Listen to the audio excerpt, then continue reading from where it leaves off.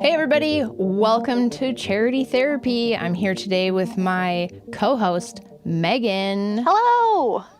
Megan, what are we doing? What are we doing here today? This is our kicker offer. Yeah, we're so happy you're here. This is so great. And first thing we want to do is just introduce ourselves. Who are we? Why do you care? Why are you here? What are you looking for? I don't know. Let's tell you. What does it all mean? Number 42. I don't get that reference. I'm sorry. Fail. That's it. You're fired. Truly. What is the meaning of life? It's 42. The Hitchhiker's Guide to the Galaxy. I'm sorry, I haven't read it or watched it. Well, what everyone knows now is that I'm over 40 and Megan is under. Let's clarify that right off the bat. So who am I? Yeah, Jess, is that what we're doing? Let's start with you. Jess Birken, who are you? Why are you here now? Well, I'm here because I've spent too much time working with nonprofits, and I have a lot to say about them. Let's dig into that, Jess. Maybe a little bit more concrete. Yeah. Okay, so I'm an attorney. I have a law firm, Birken Law Office, and my sort of mission in life is to empower other people to do things well.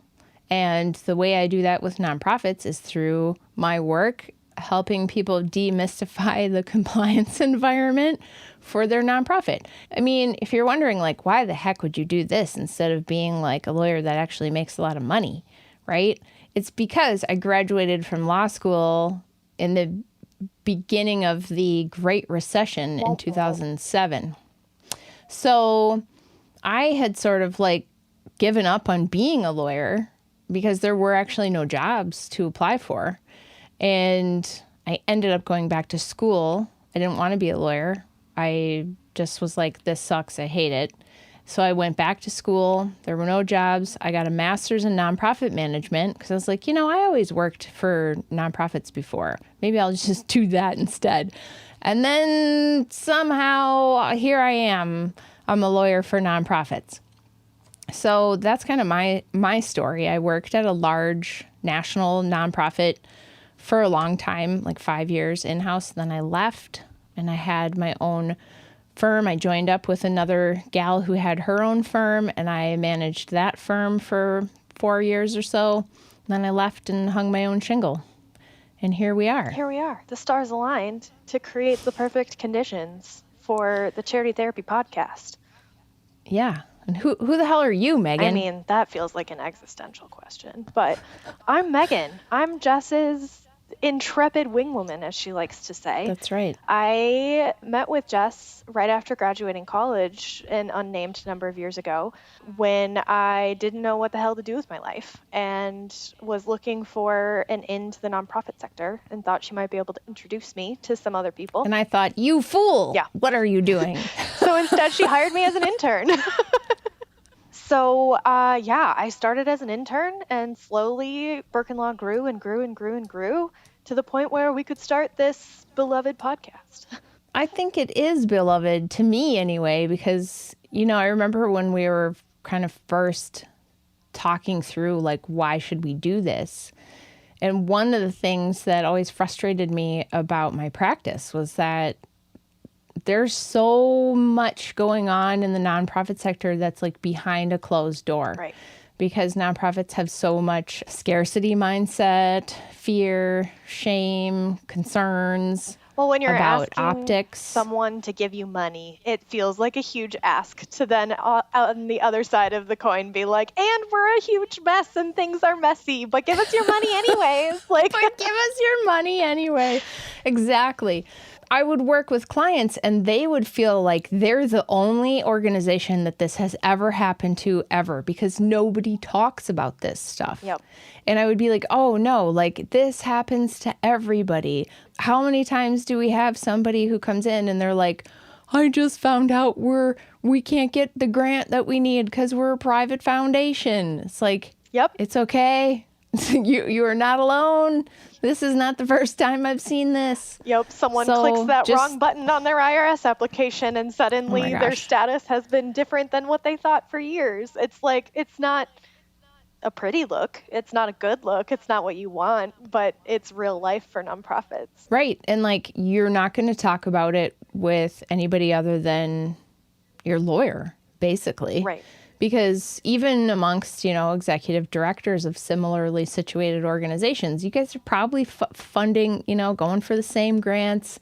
You're kind of frenemies. Yep. You're like, yeah, we're in the same space. We're kind of both competing for the same dollars. So you don't want to show weakness or like admit that things are not all hunky-dory or that your board is like completely out of control and somebody is being a complete Richard at every single board meeting. Yep.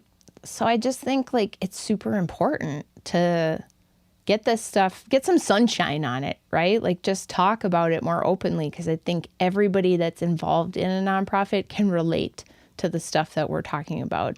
If it hasn't happened to them yet, they probably know like it totally could. Well, and it takes some of the shame out of it too, because I think when everybody has this sort of like very buttoned up reputation that everything is being handled perfectly, it's like you assume that you are just the only one doing something wrong, and you can't talk about it even to people who aren't related to it because it's a horrible, shameful thing. But in reality, nothing goes perfectly. There's always going to be mistakes and messy elements when people are involved. There's always going to be mistakes. There's always going to be passionate people involved, and passionate people leads to passionate splinter groups. Or, all the passion in the world isn't going to make your budget work. So you're not the only organization that's ever like run into a complete shortfall and had to consider going under. Right. Right. So I just kind of like want to bring those things to the surface, but in an anonymous way, so that people can share, they don't feel alone, but they also can kind of like get a general sense of how you might handle something like that. Because I also think like that's something that's missing, is like, what do I do with this? Yeah. And not everybody can afford a high-priced attorney or a fancy consultant. And so, this podcast is for the program staff at the big organizations, but it's for the little organizations too, where they, they're just trying to figure it out on their own. Absolutely. There's a lot of information out there on the internet, but not all of it gets to the like real specific, nitty gritty, messy stuff that we're going to cover in this podcast. So you can buckle up and get ready. Well, I think that's probably a good summary of our origin story and what we're doing here. Yeah, we're so happy to have you here. It's going to be amazing. You're going to love it. And you're going to write us and send us your stories and your questions, because you want to help your peers anonymously get through the struggles. Yeah. So, Megan, thank you for being here on this journey. So glad to be here. And folks, if you are just like so sure that this is the most amazing nonprofit podcast ever, would you please give us a rating in your podcast app? I'm going to be begging you every episode for you to hit the like button. It really helps. It really, really, really helps. And there's not a lot of like high quality, entertaining nonprofit content. There's a lot of boring, dull, snoozer content. Yeah. But come on over and hit that subscribe button. All right. That's it. We out.